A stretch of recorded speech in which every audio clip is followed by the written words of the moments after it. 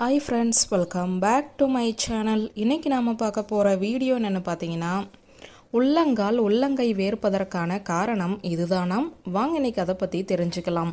பொதுவாக உடல் வியர்ப்பது என்பது இயல்பான ஒன்று.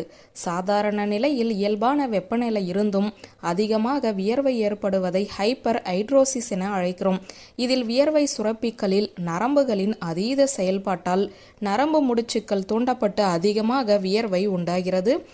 இது குறிப்பாக பாதங்கள், கைகள், முகம், நெற்றி, கழுத்து, அக்குள் போன்ற இடங்களில் இயல்பை விட அதிகமாக வியர்வையை ஏற்படுத்துகிறது.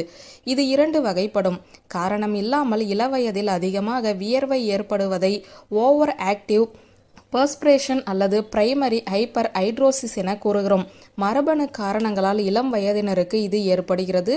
நீரிழிவு நோய் அல்லது ஹார்மோன் சமநிலையின்மை, தைராய்டு பிரச்சனை, உடல் பருமன், மாதவிடாய் நிறுத்தம், மன அழுத்தம், நோய் தொற்று, ஃபேராக்சின் நோய் போன்ற மருத்துவ காரணங்களாலோ அல்லது மருந்துகளின் பக்க விளைவுகளாலோ வியர்வை அதிகமாக ஏற்படுவதை செகண்டரி ஹைப்பர் ஹைட்ரோசிஸ் என அழைக்கிறோம்.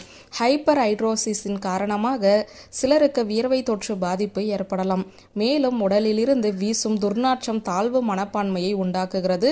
இதற்கு தீர்வாக இப்போது நான் சொல்ல போகிறவற்றை ஃபாலோ பண்ணணும். தினமும் 2 முறைக்கு மேல் குளிக்க வேண்டும். பாலிஸ்டர் உடைகள் தவிர்த்து மெல்லிய மிருதுவான பருத்தி ஆடைகளை அணிய வேண்டும். கிளைகோஃபோரலேட் கிரீம், ஆன்டிபர்ஸ்பிரன்ஸ், நரம்பு தடுப்பான் மற்றும் மன அழுத்தத்தை குறைக்கும் மருந்துகள் பயன் தரும்.